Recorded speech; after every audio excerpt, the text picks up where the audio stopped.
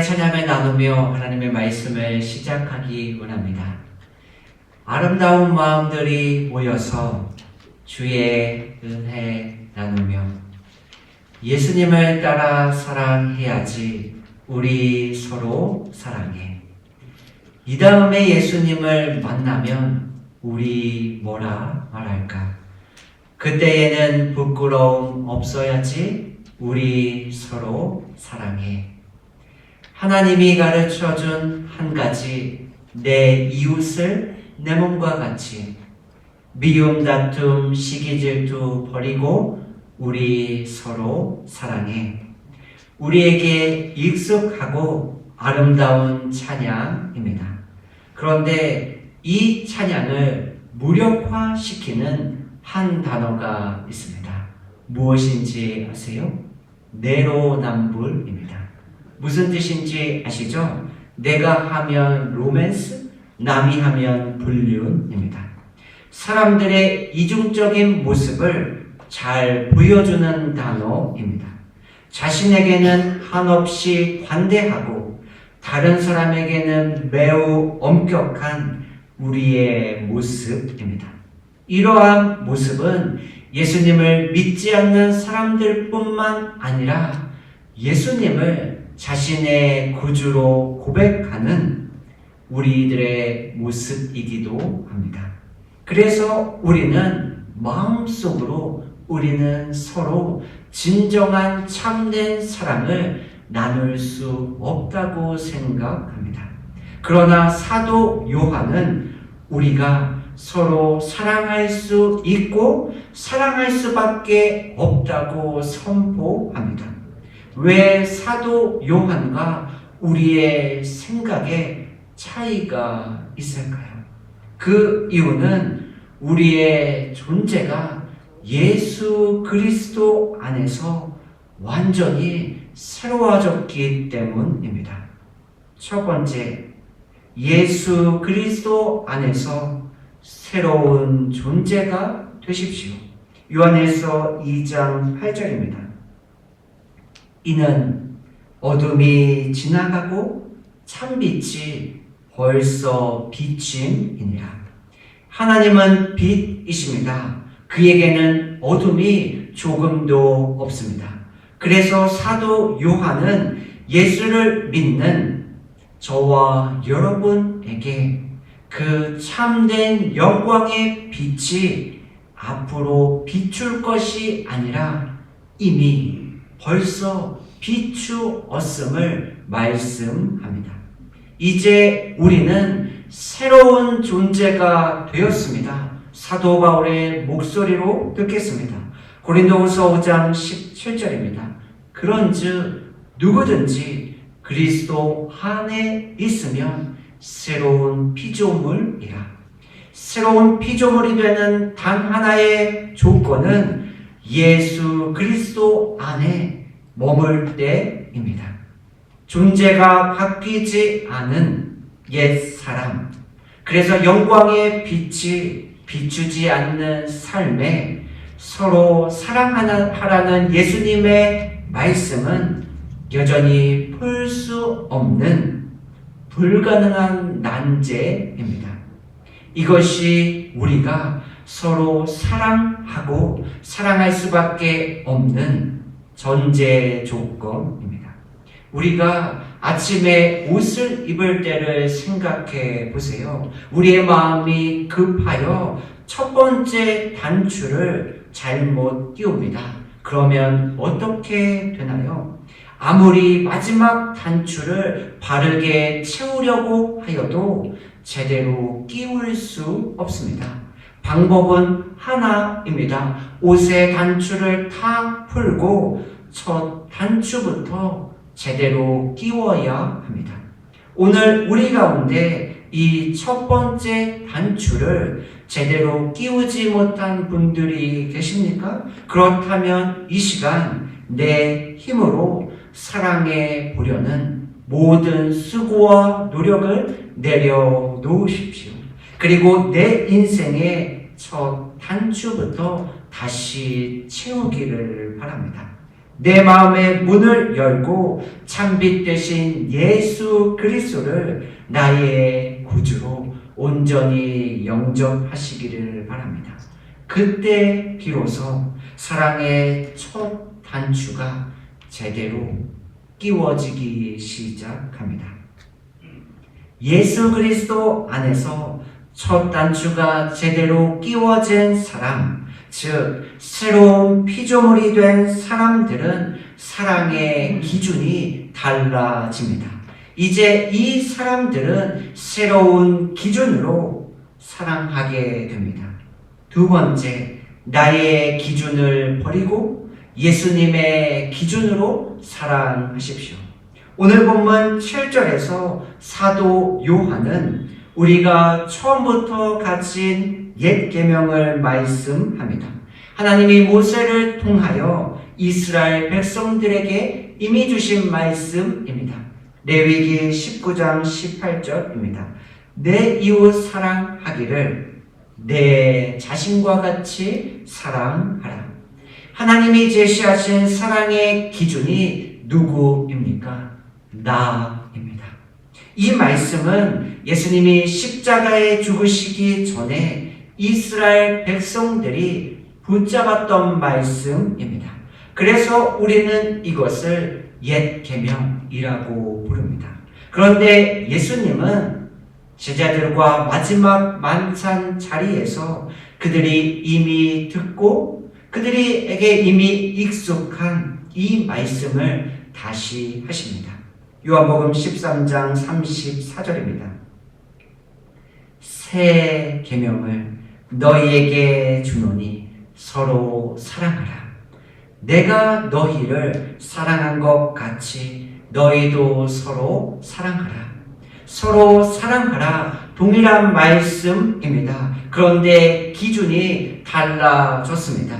옛 계명의 기준은 나 자신입니다. 그러나 예수님이 주신 새 계명의 기준은 예수님입니다.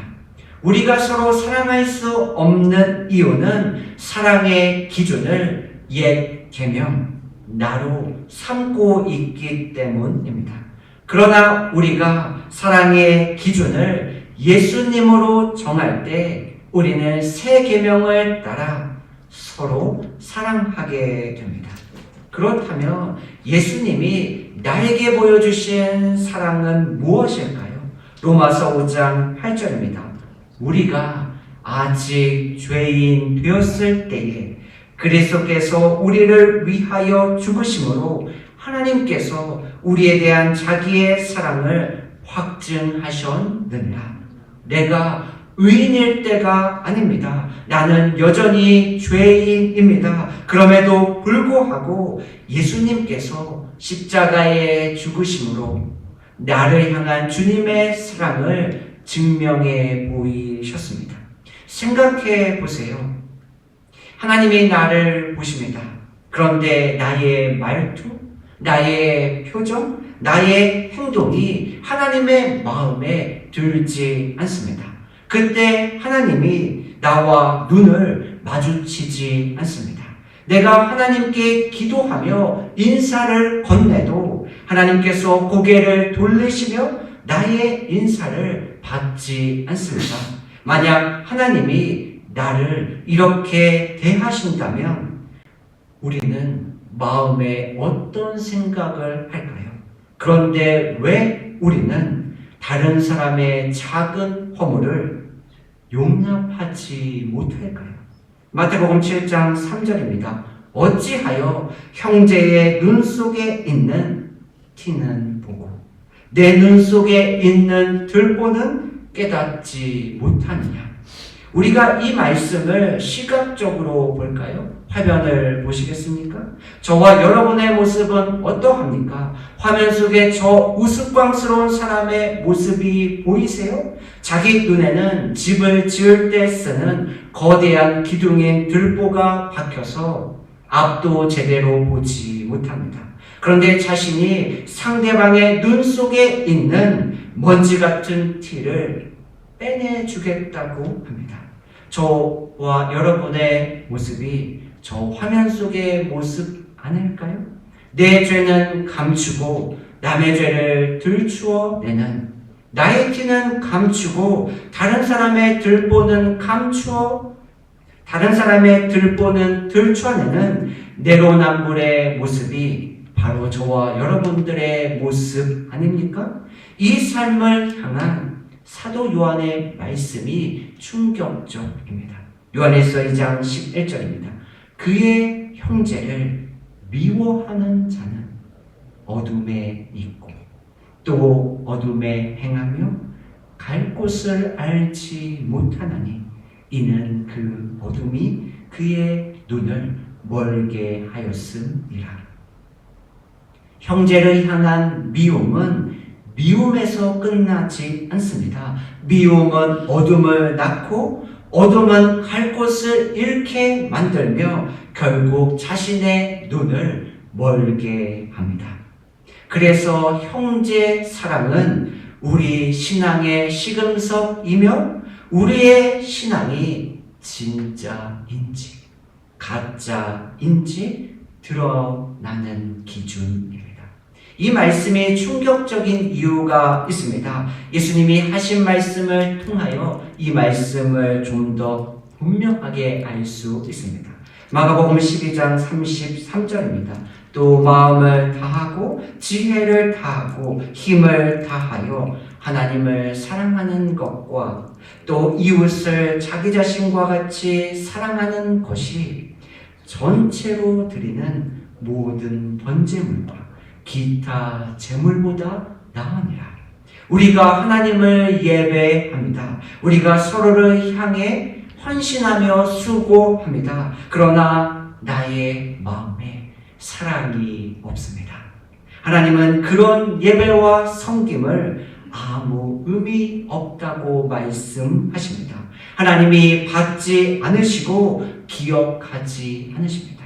제가 말씀을 준비하여 성도님들과 함께 나눕니다. 성도님들을 향하여 기도하고 주님의 몸된 교회를 섬깁니다. 그런데 제 마음에 교회를 향한 사랑도 성도님들을 향한 사랑도 없습니다. 말씀을 전할 수 있고 기도할 수 있고 섬길 수 있지만 하나님의 눈에 그 모든 것은 nothing, 아무것도 아닙니다. 따라서 형제를 미워함은 사람과의 사이를 넘어 하나님과의 관계까지 영향을 미칩니다. 그러나 새로운 존재가 되었음을 기억하고 새로운 기준을 설정하며 형제를 사랑하는 사람에게는 참된 자유함의 은혜가 주어집니다. 요한일서 2장 10절입니다. 그의 형제를 사랑하는 자는 빛 가운데 거하여 자기 속에 꺼리낌이 없으나, 꺼리낌의 의미는 사냥꾼이 짐승을 잡기 위해 놓은 톱, 걸려 넘어지게 만드는 장애물입니다. 우리는 주변에서 많은 장애물과 덫에 걸려 넘어지는 사람들을 봅니다. 그 이유가 무엇일까요? 우리 마음 속에 있는 미움이라는 장애물, 사랑 없음이라는 덫에 걸려 넘어지기 때문입니다. 한 번도 상처를 받지 않은 사람이 있을까요? 대부분의 사람들은 그 상처를 피해 다닙니다. 상처를 준 사람이 싫어서 교회를 옮기고 사람들과 인사하지 않으며 마음의 문을 닫고 말을 섞지 않습니다. 그렇게 사람들은 미움의 어둠 속에 스스로를 가둡니다.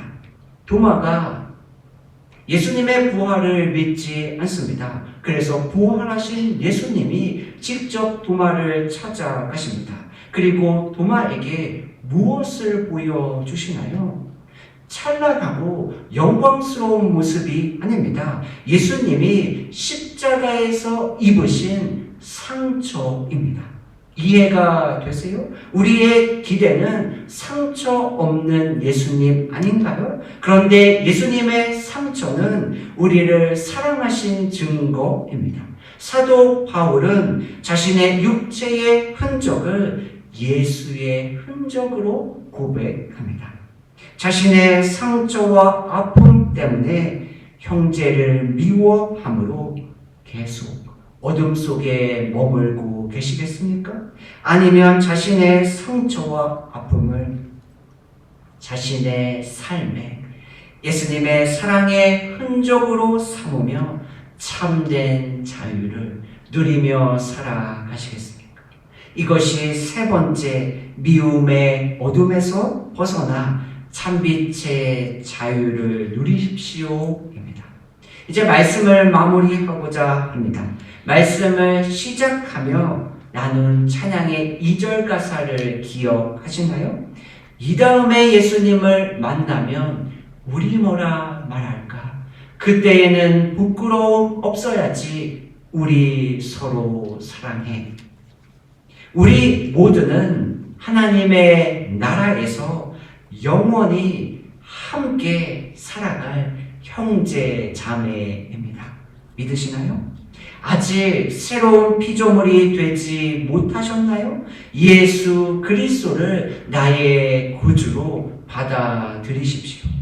여전히 나를 기준으로 삼고 상대방을 바라보고 계세요? 예수님을 나의 기준으로 재설정하십시오. 그래서 어둠 속에서 눈이 멀어 길을 잃고 방황하는 삶이 아니라 진짜 자유를 경험하시기를 예수님의 이름으로 축복합니다.